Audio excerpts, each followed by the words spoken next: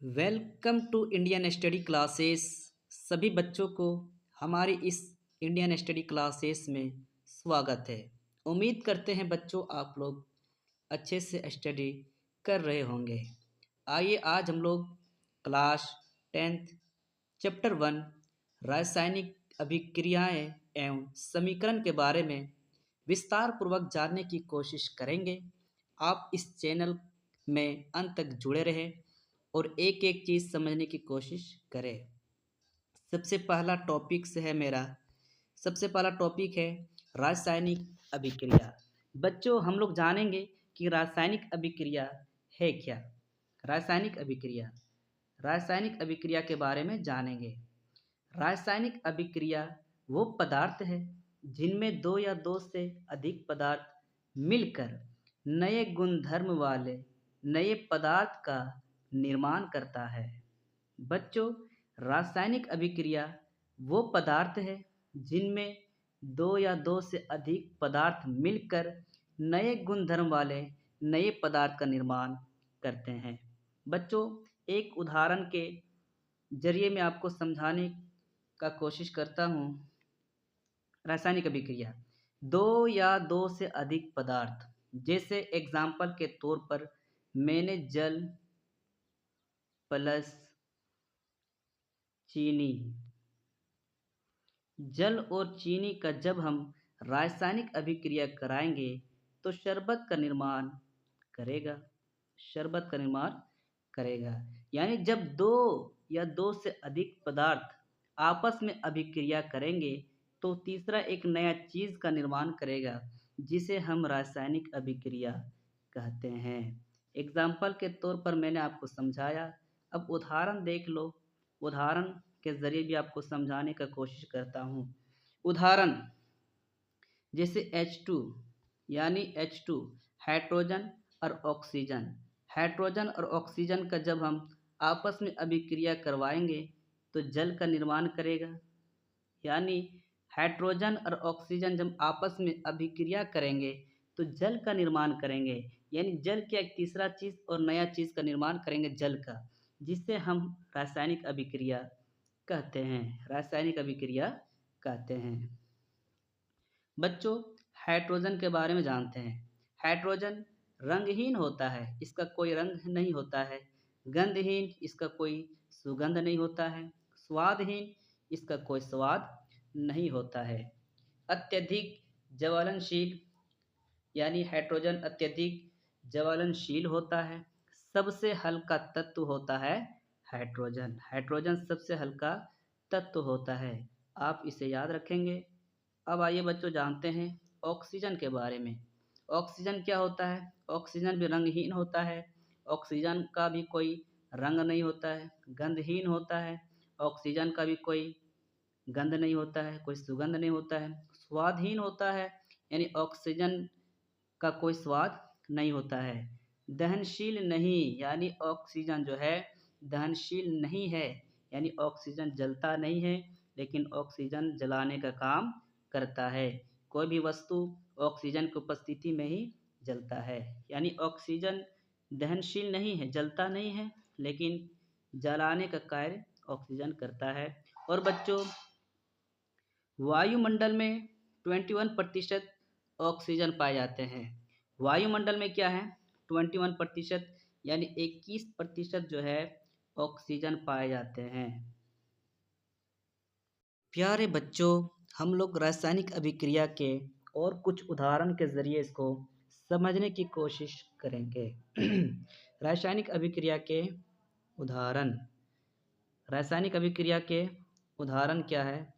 जैसे लकड़ी का जलना इसका एक उदाहरण है। लकड़ी ऑक्सीजन के साथ अभिक्रिया करके कार्बन डाइऑक्साइड, पानी और ऊर्जा बनाती है।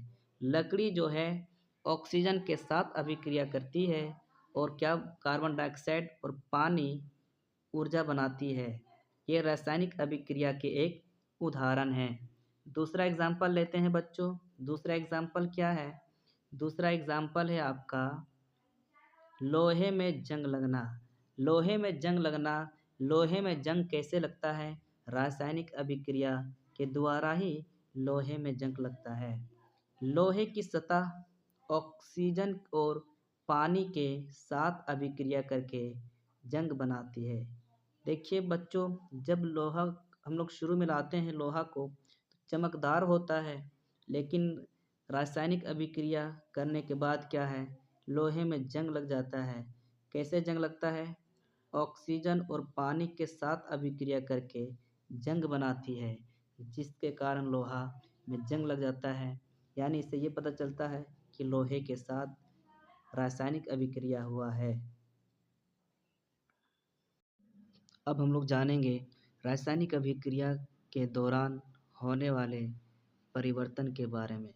जब रासायनिक अभिक्रिया होता है तो उसके बीच में क्या परिवर्तन होता है, उसके बारे में अब जानेंगे। पहला है अवस्था में परिवर्तन। जब रासायनिक अभिक्रिया होता है तो अवस्था में भी परिवर्तन होता है। जैसे ठोस की अवस्था से क्या, द्रव की अवस्था में बदल जाना, द्रव से गैस में बदल जाना। यानी जब रासायनिक अभिक्रिया होता है तो अवस्था में भी परिवर्तन देखने को मिलता है। दूसरा क्या है? रंग में परिवर्तन। रासायनिक अभिक्रिया के दौरान रंग में भी परिवर्तन देखने को मिलता है। मान के चलो कि जब आप शुरू में लोहा खरीदते हैं तो लोहा क्या होता है? चमकदार होता है। क्या होता है? चमकदार होता है। लेकिन लोहा क्या है? वायु और जल से अभिक्रिया करके उसका रंग बदल जाता है। वायु और जल से अभिक्रिया करके उसका रंग बदल जाता है। यानी चमकदार जो लोहा था उसका रंग क्या हो जाएगा? उसका रंग काला हो जाएगा। यानी रंग में परिवर्तन होता है जब रासायनिक अभिक्रिया होता है, तब रासायनिक अभिक्रिया के दौरान रंग में भी परिवर्तन होता है। तीसरा चीज़ क्या है? तापमान में परिवर्तन।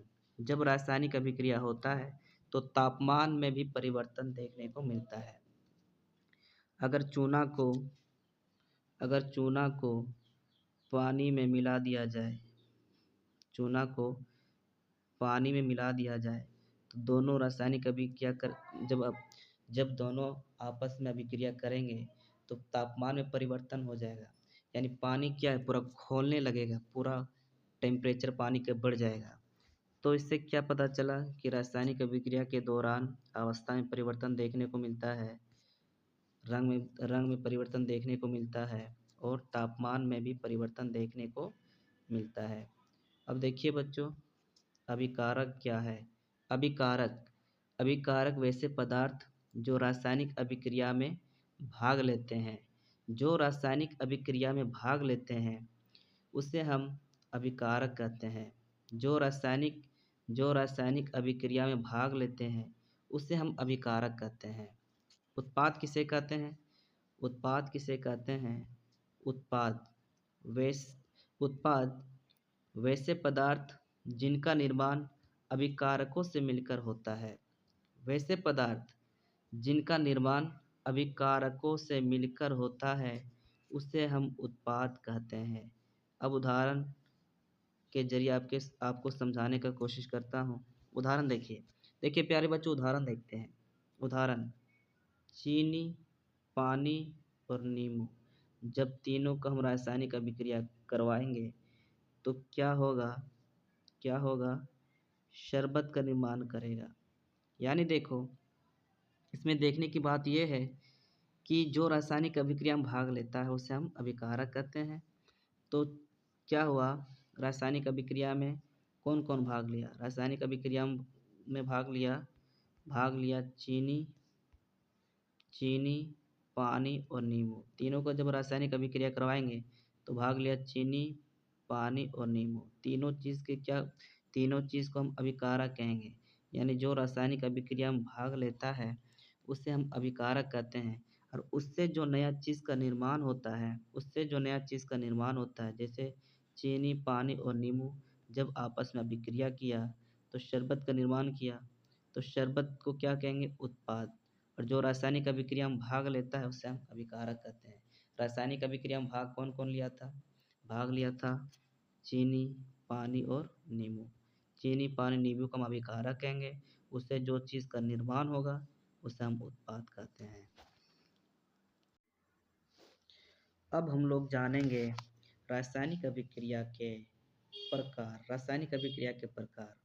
रासायनिक अभिक्रिया के प्रकार, पहला है संयोजन अभिक्रिया।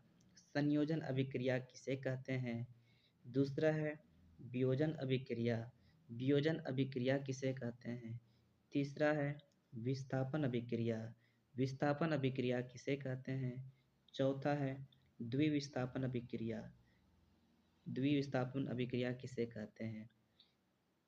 संयोजन अभिक्रिया, वियोजन अभिक्रिया, विस्थापन और द्विविस्थापन अभिक्रिया के बारे में विस्तार पूर्वक हम लोग जानेंगे। अब हम लोग जानेंगे संयोजन अभिक्रिया किसे कहते हैं। संयोजन अभिक्रिया किसे कहते हैं, इसको हम जानेंगे। संयोजन अभिक्रिया। संयोजन अभिक्रिया दो या दो से अधिक अभिकारक मिलकर एक उत्पाद का निर्माण करता है। संयोजन अभिक्रिया दो या दो से अधिक अभिकारक मिलकर एक उत्पाद का निर्माण करता है, उसे हम संयोजन अभिक्रिया कहते हैं। यानी दो या दो से अधिक अभिकारक, दो या दो से अधिक अभिकारक मिलकर एक उत्पाद का निर्माण करता है, उसे हम संयोजन अभिक्रिया कहते हैं। उदाहरण है आपका, जैसे उदाहरण है कार्बन और ऑक्सीजन। कार्बन और ऑक्सीजन दोनों क्या है? अभिकारक है। दो अभिकारक मिलकर एकल उत्पाद का निर्माण करता है, यानी एक उत्पाद का निर्माण करता है। यानी दो अभिकारक कार्बन और ऑक्सीजन मिलकर कार्बन डाइऑक्साइड का निर्माण करता है, उसे हम संयोजन अभिक्रिया कहते हैं। यानी दो या दो से अधिक अभिकारक मिलकर एक उत्पाद का निर्माण करता है, उसे हम संयोजन अभिक्रिया कहते हैं। अब बच्चों दूसरा देखते हैं। दूसरा है वियोजन अभिक्रिया। वियोजन अभिक्रिया इसका जस्ट उल्टा होता है। इसमें क्या है? दो या दो से अधिक अभिकारक मिलकर, लेकिन इसमें क्या होगा? वियोजन अभिक्रिया में एक अभिकारक टूटकर दो या दो से अधिक उत्पाद में बदल जाता है, उसे हम वियोजन अभिक्रिया कहते हैं। दो या दो से अधिक उत्पाद में बदल जाता है, उसे हम वियोजन अभिक्रिया कहते हैं। उदाहरण इसमें देखिए, एक अभिकारक H2O, एक अभिकारक टूटकर दो या दो से अधिक उत्पाद में बदल जाता है, उसे हम वियोजन अभिक्रिया कहते हैं। जैसे H2O यहाँ पर क्या है? एक अभिकारक है। H2O क्या है? टूटकर दो उत्पाद यानी हाइड्रोजन और ऑक्सीजन बदल जाता है, उसे हम वियोजन अभिक्रिया कहते हैं। संयोजन अभिक्रिया में दो अभिकारक मिलकर एक उत्पाद का निर्माण करता है, और इसमें एक अभिकारक टूटकर दो या दो से अधिक उत्पाद का निर्माण करता है, उसे हम वियोजन अभिक्रिया कहते हैं। अब हम लोग जानेंगे विस्थापन अभिक्रिया किसे कहते हैं, इसके बारे में जानेंगे। विस्थापन अभिक्रिया किसे कहते हैं? ऐसी अभिक्रिया जिसमें अधिक क्रियाशील तत्व को विस्थापित कर देता है, उसे विस्थापन अभिक्रिया कहते हैं। ऐसी अभिक्रिया जिसमें अधिक क्रियाशील तत्व को विस्थापित कर देता है, इसमें क्या है? अत्यधिक क्रियाशील तत्व को विस्थापित कर देता है, उसे हम विस्थापन अभिक्रिया कहते हैं। उसे हम विस्थापन अभिक्रिया कहते हैं। जैसे समीकरण FeSO4, SeSO4 यानी लोहा प्लस कॉपर सल्फेट। तो लोहा क्या है? अत्यधिक क्रियाशील तत्व है, तो क्या करेगा? अत्यधिक क्रियाशील तत्व है तो कॉपर को क्या करेगा? कॉपर को विस्थापित कर देगा, यानी कॉपर के जगह पर लोहा अपने जगह बना लेगा, और कॉपर को क्या कर दिया? विस्थापित कर दिया। यानी कॉपर क्या है? लोहा क्या है? अत्यधिक क्रियाशील तत्व है, यानी अत्यधिक क्रियाशील तत्व है। यानी विस्थापन अभिक्रिया किसे कहते हैं? ऐसी अभिक्रिया, यानी ऐसी अभिक्रिया जिसमें अधिक क्रियाशील तत्व को विस्थापित कर देता है। अधिक क्रियाशील तत्व, तो लोहा क्या था? अधिक क्रियाशील तत्व था, तो कॉपर को क्या किया? विस्थापित कर दिया, तो क्या बन गया? Iron sulphate. अब हम लोग जानेंगे द्विविस्थापन अभिक्रिया के बारे में। द्विविस्थापन अभिक्रिया, द्विविस्थापन अभिक्रिया, द्विविस्थापन अभिक्रिया। इस अभिक्रिया में 2 बार विस्थापन होता है, द्विविस्थापन अभिक्रिया कहते हैं। बच्चों यहाँ पर थोड़ा सा राइटिंग में मिस्टेक है, द्विविस्थापन अभिक्रिया ऐसा नहीं होगा, लेकिन समझो द्विविस्थापन अभिक्रिया। इस अभिक्रिया में 2 बार विस्थापन होता है, इस अभिक्रिया में 2 बार विस्थापन होता है, द्विविस्थापन अभिक्रिया कहते हैं। समीकरण है NaSO4 यानी Na2SO4 यानी सोडियम सल्फेट और beryllium chloride BaCl2 barium chloride. क्या इसमें क्या होगा? 2 बार विस्थापन होता है, यानी N सोडियम क्या है? सोडियम क्या है? अधिक क्रियाशील है, तो सोडियम क्या है? बेरियम को विस्थापित कर देता है, तो यहाँ क्या बन जाएगा? NaCl। और क्या है ये? Ba यानी बेरियम क्या होगा? इसके साथ विस्थापन हो जाएगा। तो यानी इसमें क्या है? 2 बार विस्थापन होता है, 2 बार विस्थापन होता है। इस अभिक्रिया में 2 बार विस्थापन होता है, द्विविस्थापन अभिक्रिया कहते हैं। और एक महत्वपूर्ण क्वेश्चन जो एग्ज़ाम में कई बार पूछते हैं, तो इसको देख लीजिए बच्चों कि रासायनिक समीकरण क्या है? संतुलित रासायनिक समीकरण क्या है? रासायनिक समीकरण को संतुलित करना क्यों आवश्यक है? तो इसका उत्तर होगा, जब अभिकारक और उत्पाद दोनों तरफ के तत्व के परमाणु की संख्या समान हो, तो ऐसी समीकरण को संतुलित समीकरण कहते हैं। जब अभिकारक और उत्पाद दोनों तरफ के तत्व के परमाणु की संख्या समान हो, तो ऐसी समीकरण को हम संतुलित समीकरण कहते हैं। ऐसी समीकरण को हम संतुलित समीकरण कहते हैं। रासायनिक अभिक्रिया में द्रव्यमान संरक्षण के नियम को संतुष्ट करने के लिए रासायनिक समीकरण को संतुलित किया जाता है। प्यारे बच्चों, रासायनिक अभिक्रिया में क्या है? द्रव्यमान संरक्षण के नियम को संतुष्ट करने के लिए रासायनिक अभिक्रिया को संतुलित किया जाता है। प्यारे बच्चों, अगर आपको यह वीडियो अच्छा लगा तब लाइक और शेयर और सब्सक्राइब कीजिएगा, और अच्छा नहीं लगा तो कमेंट करके ज़रूर बताइएगा। Thanks for watching my video, all students.